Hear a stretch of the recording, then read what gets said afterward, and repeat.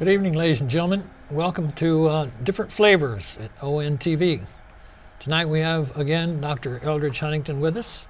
He's got some interesting charts and things that he's going to share with us, and I'm sure you will find this very enjoyable and educational. Dr. Huntington, thank you for coming. It's a pleasure to be here. You made a long trip from California, and we're happy that you have made that choice. There's been something that's been on my mind for several years, but it's intensified in the last year, since this year, and that is living a spiritual life. And you see people going through life without what I consider a clue to what life is really about. Okay? And a lot of them are frightened of the basic essence of living a spiritual life. That may sound a little bizarre, but let me prove my point. I see there are multiple paths to living a spiritual life. For instance, you can select a path. There are several paths to acquiring enlightenment. Okay, and that sounds like, well, a very spiritual thing. It may be, but it may also be a necessity for evolving. Okay, another way is managing your health. Okay? People go through life day after day without really giving themselves a health check. They wait until they have a experience that they have to go to a doctor for. They know no other way of getting a health check other than from a doctor. And there are many options out there, including the physician, that they really need to be aware of. And there's also the managing of a person's life, their enlightenment, their spiritual growth, in order to have a greater knowledge base of what life is all about. And finally, accepting knowledge, accepting what you know after you've gone through these phases that I'm talking about, and being able to ascertain that you have reached some level of enlightenment. Okay. Today we'll talk about managing your health. Very simple. And basically there are two major ways to do that. One is medical. We go to a physician and all that. The other is spiritual. And people say, well, that's going to church. It includes more than that. You take the medical side, and let's break that down. And what we're talking about, you go to a doctor, and they do a diagnosis. Well, you got a chart there that he's showing. You want to bring that chart up on the screen?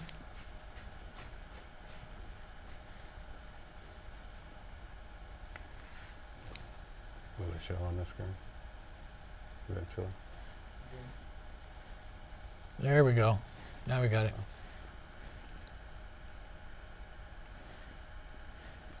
So That looks good.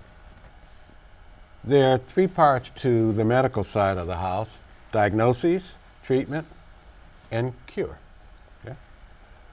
Diagnosis, you go to a physician, you describe your problem to them, and they give you some kind of what they think it is.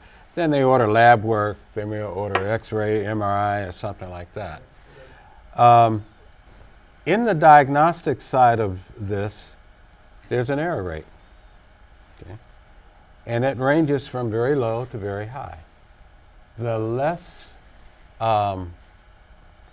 critical, the higher the rate of success in Less diagnosing. critical? The less critical.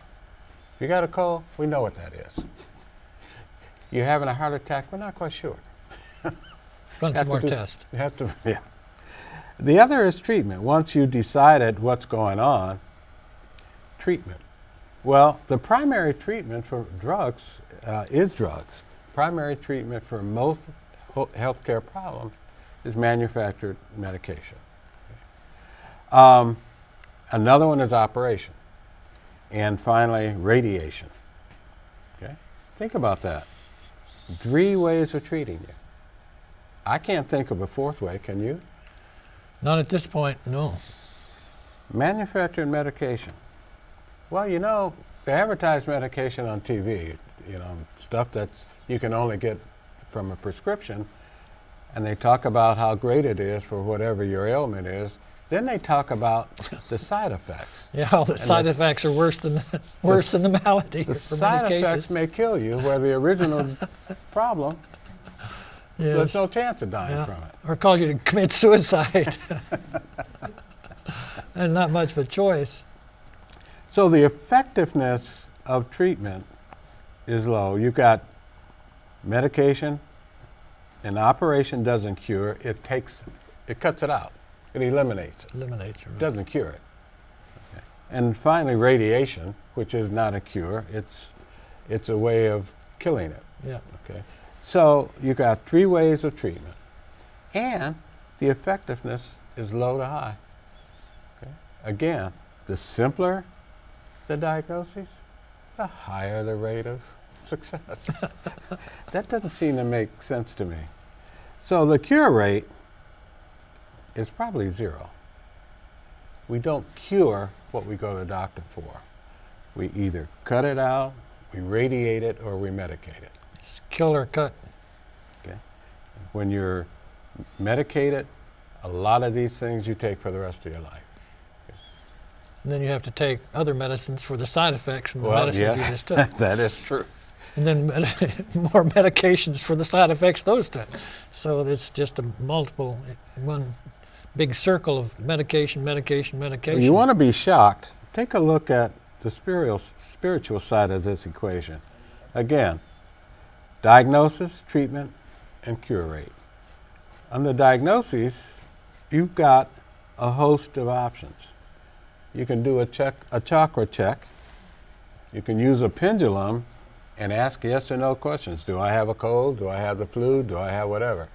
If you have practiced with a pendulum because of the other things that we talked about and becoming aware of options, the pendulum will be very accurate for you.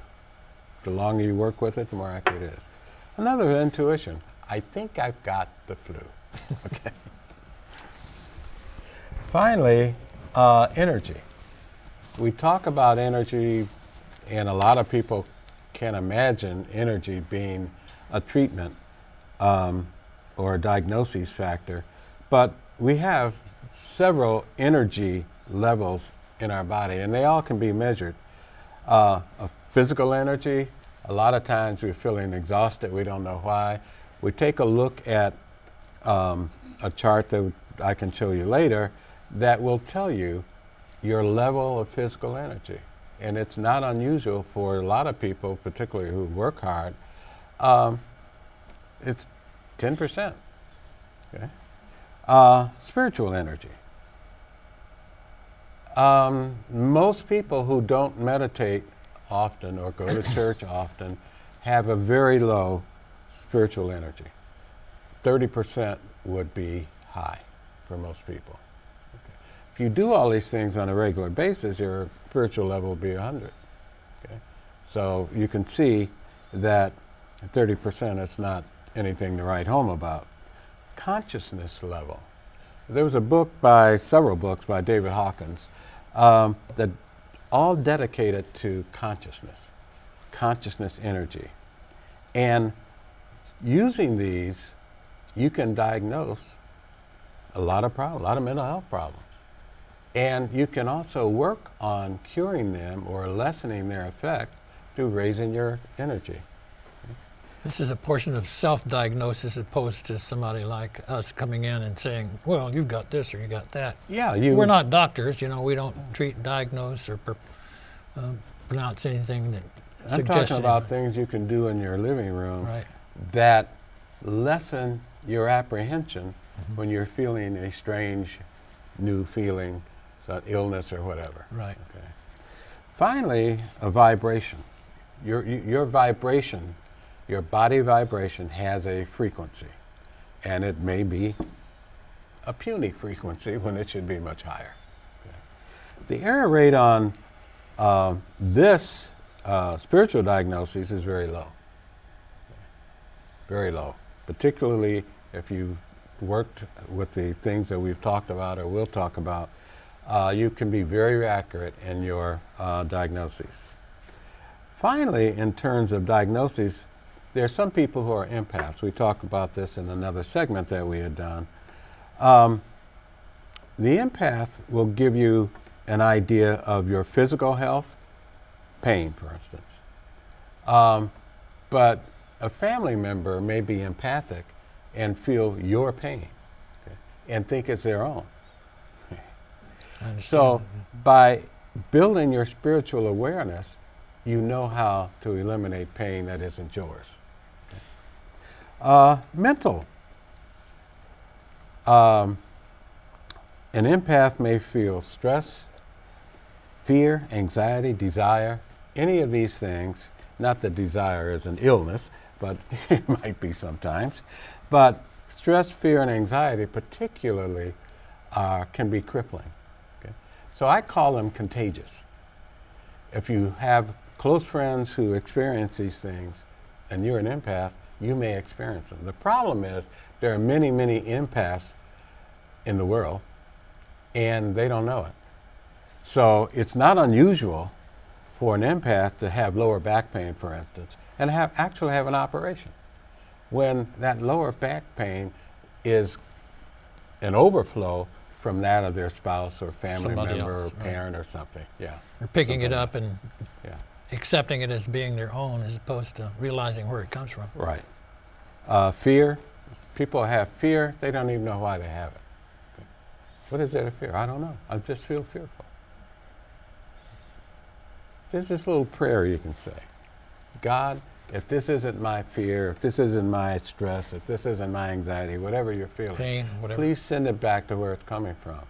And it'll go away immediately. Now, I know many of your viewers will listen to this and say, that's a crock.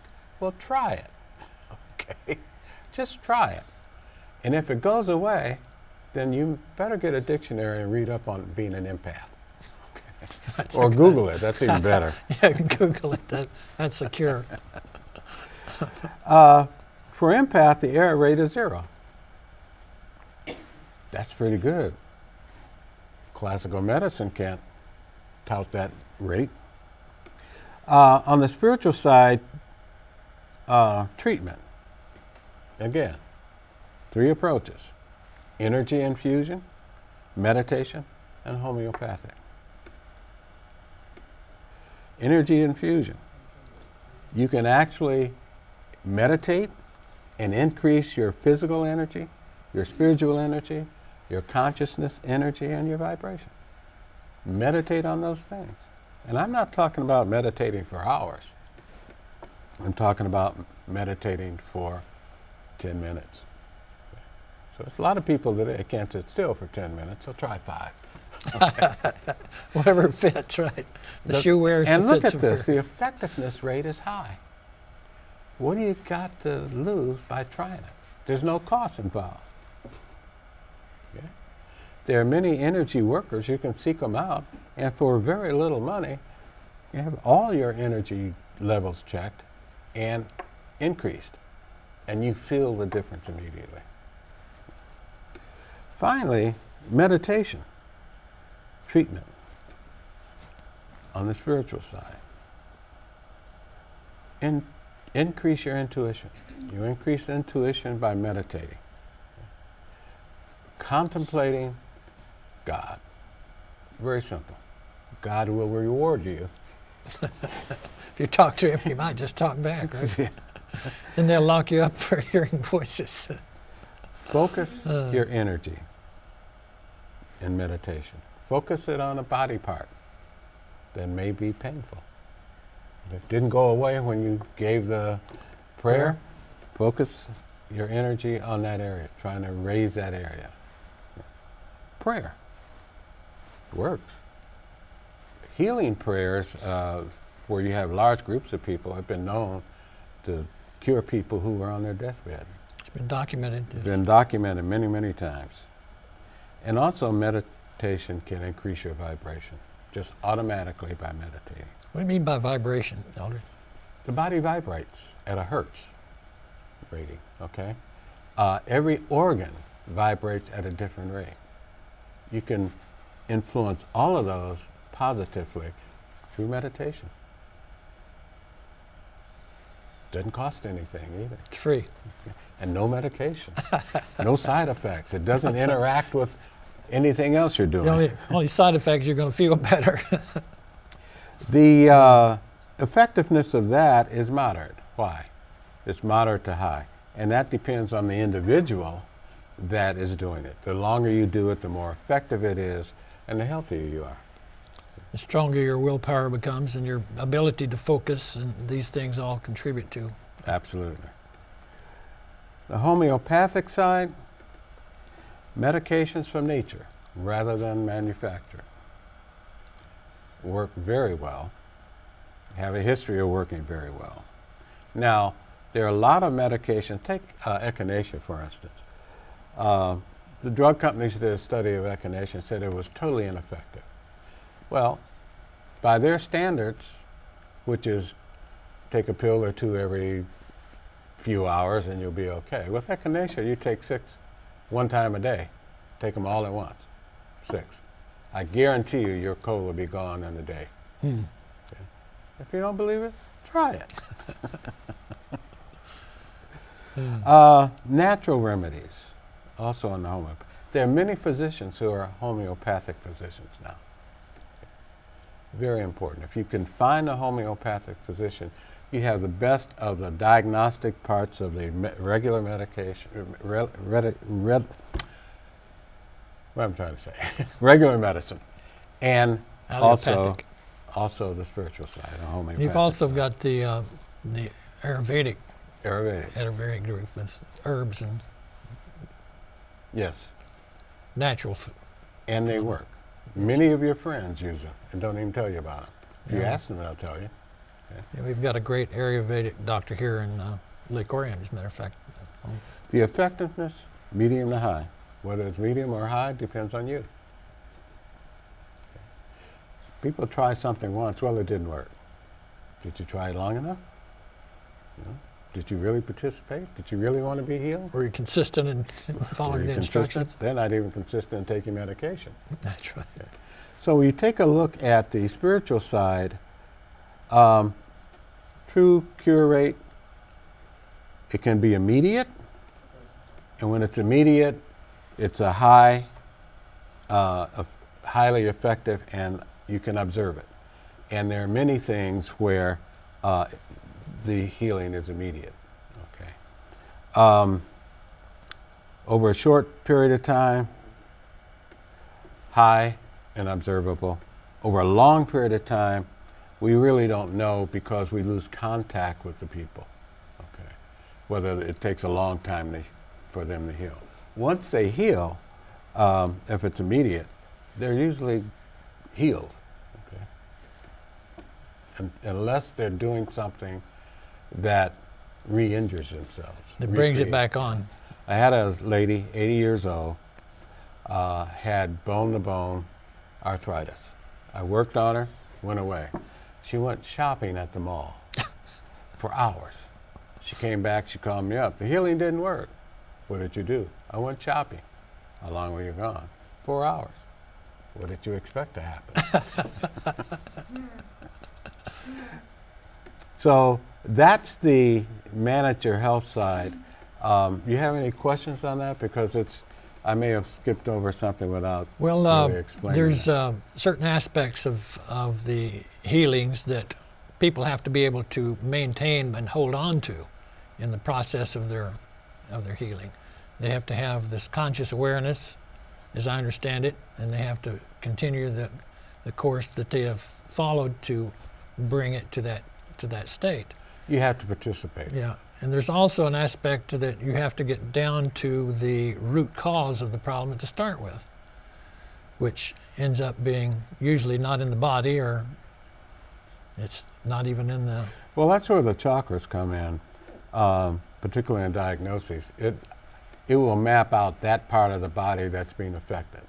You can then focus on that part rather than the whole body. And there's 7 areas there that it breaks the body into, where you can actually, through meditation and other treatments, actually cause a relatively quick cure. Very good. And again, we're not here to diagnose, treat, or prescribe anything, but you need to reach a professional that is good at Ayurvedic healing or what have you, healer that is able to determine these things from a spiritual standpoint to affect these Absolutely. cures, right?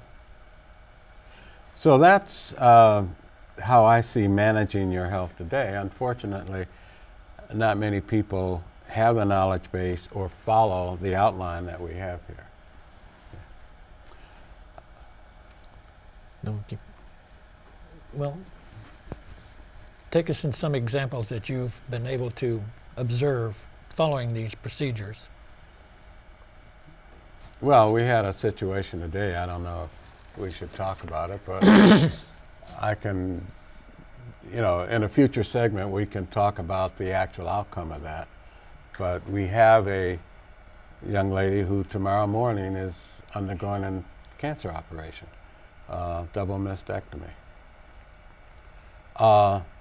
Through energy healing, energy work, first of all, we checked her chakras, and 4 of them were closed. Through meditation and energy, we opened all 4 of those all at once. Took, 3 or 4 minutes? What along? Which means that the energy, everything is circulating through her body in a healthy way. So if she does have an operation tomorrow, she's going to be in a healthier position and heal faster than she would otherwise. But then we took a look at the cancer itself and infused the Energy. we infused the breast and the lymph nodes with high levels of conscious energy. And when we used the pendulum initially to see if the breast was cancerous, it said yes. After several minutes of meditation and high infusion of energy, it said the cancer was not detectable. We'll see what happens tomorrow. You're going to infuse some dye to determine whether or not those areas that need to be come out. Fortunately, yes, because if she doesn't light up with blue light, they won't operate. So when they inject this dye, it has what effect to these areas that would be otherwise cancerous? Well, the dye simply highlights it. It attaches itself to the cancer. To the cancer and illuminates. or other cells that are prone to cancer. Yeah, and illuminates. So they will be able to determine whether or not it's whether or not operable. the healing worked. Right. Yeah. And Well, to it will the extent. certainly be a shock to them if they find out they go in there after having determined that she has cancer and all of a sudden nothing lights up. I wonder what sort of reaction the doctors are going to have to that circumstance. I'm sure we'll hear about it. I suspect so. I'm looking forward to it, yes. In order to manage your health the way we're talking about it, you need some base for, let's collapse this a little bit, for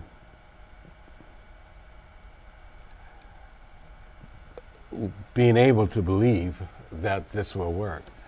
For instance, I made the comment earlier, you need to be more enlightened than most of the people are today. By enlightenment, we're talking about the ability to reason and things like that. So you've got this chart back up, I see. Yeah, we've opened up another option here, another area of this. There are 4 steps in evolving into a level of enlightenment. One is, first you reason. Babies reason. 6 months old. They know exactly how to cause you to get them a bottle or change a diaper. Okay, They do, figured for it sure. out. They reasoned it out. They let you know.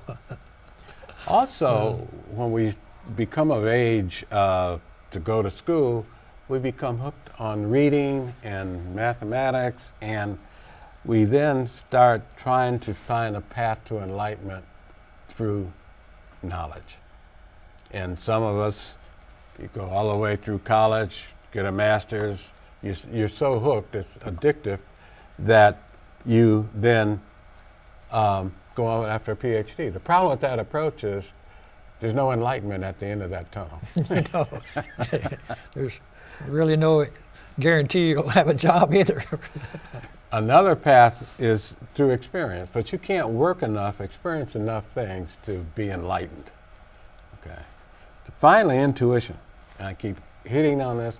Intuition is your only true path to enlightenment. Okay. The longer you meditate, the more enlightened that you become. It's got to be a serious meditation now. Okay. So. And frequent. Yes, like daily. So if you are more enlightened, you are going to be able to follow the spiritual side of healthcare treatment, where without it, there's no hope. No hope. Right, you keep on. There's another. This one is one that I laugh about all the time. People who aren't enlightened are like people in the swimming pool, only there's no water in the pool.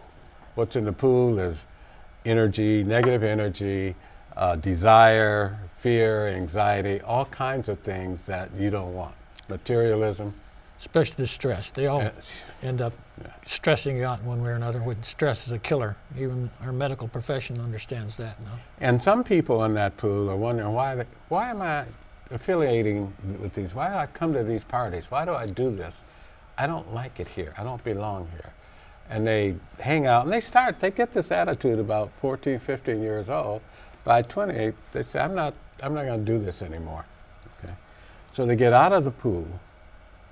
At that point, they have decided to take a path to enlightenment, to trying to figure out what the purpose of life is. Okay. Very interesting. Very important. Not everybody does that. No, it's very infrequent. Not everybody does that. Like many are called, but few respond. Being out of the pool for some time, you're along the path, and you notice that you're beginning to become more aware, more sensitive. And the longer you're meditating, the longer you do that, the more enlightened you become. And one thing that you can notice, people who are in that pool that I've spoken of talk about other people. That's all they talk about. People who come out of the pool start talking about events. Their thought process elevates just by getting out of the pool with all those other people. When they go along that path, now they're talking about concepts and ideas. Okay? Well, that's something we need to discuss on the next session that we have together. I hope to have you back soon from California.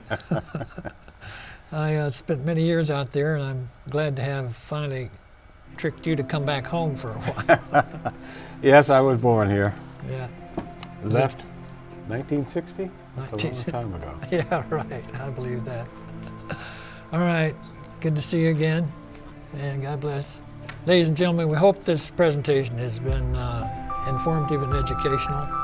Again, we're not here to diagnose, prescribe, or treat anything that you might have. You need to look to someone who has the skills, the professions that are involved to follow these lines of healing, and good luck to you in all of your endeavors. Good night, and we'll see you again.